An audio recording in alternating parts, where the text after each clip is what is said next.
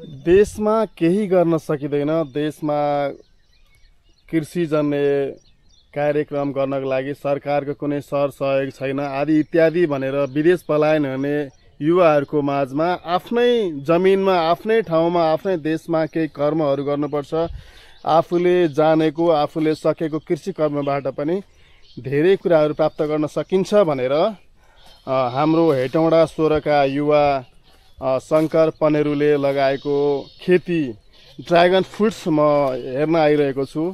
आज 2082 वैशाख 27 गते शनिबारको दिन उहाँले गर्दै गरेको खेतीको बारेमा म केही कुराहरू तपाईहरु माझ राख्न चाहन्छु।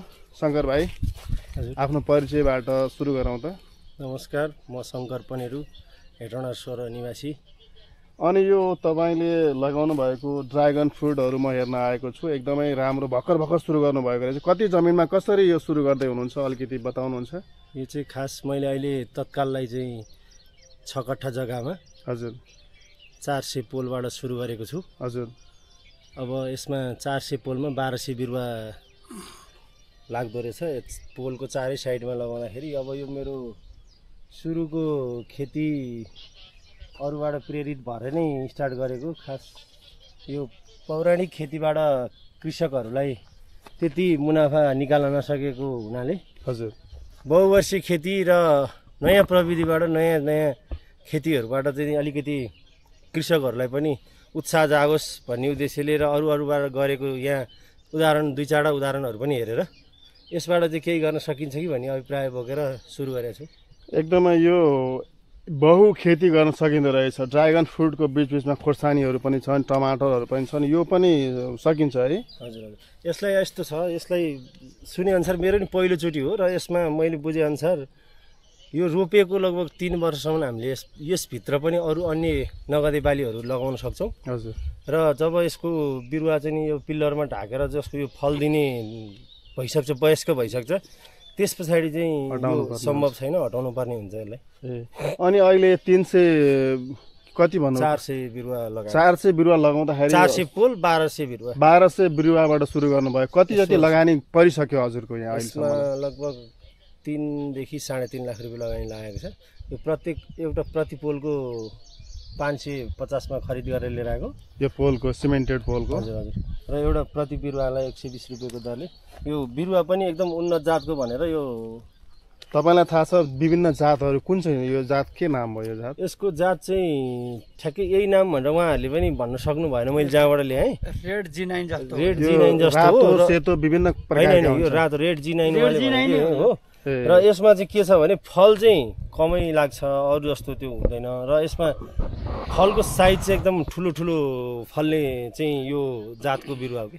यो 1200 बिरुवाबाट अनुमानित कति उपलब्धि हुन्छ भन्ने अनुमान गर्नुभएको छ? अब भन्न त यहाँ अरूले गर्ने एउटा अनुभवी किसानहरूबाट सुनिएको छ। वार्षिक 1200 बिरुवाबाट चाहिँ नि हजुरको 15 लाख 10 लाखदेखि 15 लाख आम्दानी गर्न सकिन्छ भोलि फल दिने भइसकेपछि भन्ने छ। अब हेरौँ। हुन्छ। हजुरको यो जाँगर पहिले आफ्नो जीवनकालमा गरेका अनुभवहरू, अरूले गरेका कुराहरूबाट यो गर्न लाग्नु भएको छ। तपाईँको जोस जाँगर अनुसार यो फलदायी होस्, उपलब्धि प्राप्त होस् भन्ने शुभकामनासँगै अहिले यो युवाहरू केही गर्न सकिएन, कसरी चाहिँ हामी निर्वाह गर्ने भन्ने परिप्रेक्ष्यमा लागिरहेछन्। मान्छेहरू बिग्रिरहेका पनि छन् युवाहरू।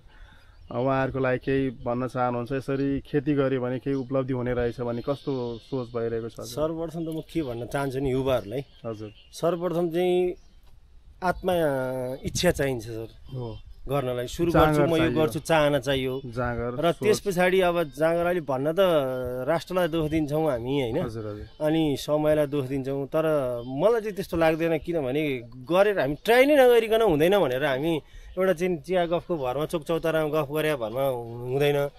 अब विभिन्न विकसित देशहरूमा हेर्दाखेरि प्रत्येक युवाले चाहिँ नि 8 देखि 10 घण्टा चाहिँ नि मेहनत गरेको उदाहरणहरू छन्। हाम्रो नेपालको परिप्रेक्ष्यमा भन्नुपर्दा चाहिँ हजुरको के हुन्छ भन्दाखेरि स्कुल लाइफ जब सिद्धिन्छ पढाइ सकिए पछाडि अब बाहिर जाने एउटा कन्सेप्ट बोकेर हामी हिँड्छौँ।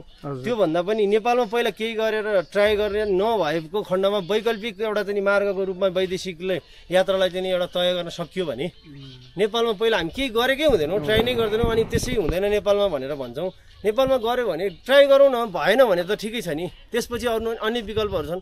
अहिले पौराणिक खेतीमै हामी निर्भर रहेर पनि होला सायद यो युवाहरूको चाहिँ मनमा त्यस्तो वैदेशिक यात्राको भावनाहरू जागेको होइन। तर मलाई लाग्छ यो पौराणिक पुरानो परम्परागत खेतीहरूले चाहिँ नि तपाईँको चाहिँ आर्थिक उन्नति नहुने अथवा चाहिँ जति मेहनत हो लगानी र मेहनत बराबर हुने आम्दानी र लगानी त्योभन्दा पनि अब अलिकति नगदे बाली आधुनिक के अरे खालको आधुनिक कृषि औजारहरू प्रयोग गरेर प्रविधिहरू विभिन्न आइसकेका छ हाम्रोमा उपलब्धि। हामी ट्राई नै गर्दैनौँ अनि त्यहाँबाट हुँदैन मात्र भने हौ। र म चाहिँ यसो ट्राई गर्न खोजिरहेको छु सर, अब के कति हुन्छ भाग्यले र मौसमले लकले नि फियर गर्नुपर्छ यस्तो। अनि हजुरलाई यो कृषि कार्य गर्ने क्रममा कतैबाट यो अनुदानहरू केही पाउनु भएको छ त? होइन, मैले त भर्खर सुरु गरेको छु त्यो अब अनुदान मेरो एउटा पाथी भाडा माता पाथी भाडा भन्ने कृषि फर्म भर्खर दर्ता गरेको छु। त्यसबाट अब कतिपय मान्छेहरूले लोन एप्रुभ गराउनको लागि मात्र फर्म दर्ता गर्छन् भने मैले पहिल्यै त्यो लोनको लागि होइन कृषि फर्म दर्ता गरेर अब चाहिँ खेती गर्ने है, फर्ममा खेती गर्ने भने त्यो उद्देश्य बोकेर गरे हो। अब हेर्दै जाउँ अब यसबाट अनुदानको कुरामा पछि केही वडा स्थानीय निकाय प्रदेश अब छन् नि त विभिन्न कृषि कार्यालयहरू छन्, उहाँहरूबाट केही मैले जब माग्न जान्छु न मलाई अनि त्यहाँबाट उहाँबाट प्रसारण हुन्छ भन्नाले अहिलेसम्म त्यस्तो केही मागिएको छैन, आवश्यकता पनि परेको छैन। जब त्यस्तो पर्छ मैले सुरु नै गरेको छैन म अनुदान कसैले लिने भने। अब हाम्रो यहाँ स्थानीय तहमा एउटा आजीविका सहकार्यमा चाहिँ नि हिमजुली एउटा कृषि संस्थाबाट चाहिँ नि मैले यो मल्चिङ अनुदानमा लिएँ हो सर। यो चाहिँ यो प्लास्टिकहरू हजुर हजुर यहाँ एउटा वडाको सहकार्यमा हिमचुली कृषि सहकारीले एउटा अनुदानको कार्यक्रम ल्याएको थियो, सबैले वितरण गरे। त्यसमा चाहिँ सबैले वितरण गर्दाखेरि म पनि त्यसको शेयर सदस्य यो अनुदानमा लिया हो मैले। र अहिले स्प्रे पम्प एउटा फेरि मैले लिएको छु त्यसबाट, यसलाई त्यो विषादी छिट्नको लागि त्यसको लागि अनुदानको रूपमा अहिले हालै यही नै हो सर। हुन्छ हजुरको सोच अनुसार हजुरको लगानी अनुसार उपलब्धि प्राप्त होस्, हार्दिक शुभकामना। त्यसै गरी हस् धन्यवाद। हाम्रा आदरणीय राजन दाहालज्यू पनि यहाँ आइपुग्नु भएको छ यो खेती भ्रमणको लागि। कस्तो देख्नुभयो? राम्रो छ, राम्रो। अहिले शङ्करले गरे यो खेती चाहिँ हजुर राम्रो छ। अब गर्नुपर्छ, सुरु गर्नुपर्छ। अब अरू भन्दा नि यो चाहिँ यो बहुवर्षीय खेतीमा चाहिँ अलि राम्रो हुन्छ भन्ने कुराले चाहिँ यसको चाहिँ सुरुवात गरे हो शङ्करले। अनि हजुरले पनि घरमा धेरै प्रकारका खेतीहरू विभिन्न कृषि कार्यहरू गरिरहनु भएको छ, बोडीहरू, विभिन्न वाटरमेलनहरू, विभिन्न यो नयाँ आधुनिक कृषि औजार प्रविधिहरू भित्र आएर खेती गर्नुभएको छ भने बुझेको छु। के छ बताइदिनु। मैले अहिले वास्तवमा चाहिँ गरे एउटा मात्रै चिज छ, खोर्सानी हो। अब खोर्सानी फल्न थालेको छ? फल्न थालेको छ। मैले अहिले बुलेट जातको खोर्सानी रोपेको छु। यो गत वर्ष चाहिँ मैले चाहिँ गुन्टुर जातको थियो, यो वर्ष चाहिँ अहिले मसँग बुलेट एक थरी मात्रै छ। त्यो जात बुलेटले चाहिँ के हुने हो? कस्तो खालको खोर्सानी? बुलेट चाहिँ अलि धेरै फाल्ने, टिप्न सजिलो हुने। पिरो खोर्सानी कि तरकारी? पिरो एकदमै पिरो खोर्सानी। अब त्यसले चाहिँ अलि धेरै फल्ने, टिप्न सजिलो हुने भन्ने भएको भएर। अनि हामी त अहिले ड्रागन फ्रुटको बारेमा कुरा गरिरहेको छ, त्यो ड्रागन फ्रुट लाउनु भएको छ? मैले छैन, ड्रागन फ्रुट लगाएको छैन। अब यहाँ साथीभाइको सबैको राम्रो भयो भने लगाउने सोचमा छु। हुन्छ हजुरले पनि यस्तो कृषि कार्यमा गर्नुभएको यो कार्यहरू गर्नुभएको यो जुन गर्नुभएको छ त्यसको पनि प्रगति उन्नतिको शुभकामना। हस् धन्यवाद। हस्।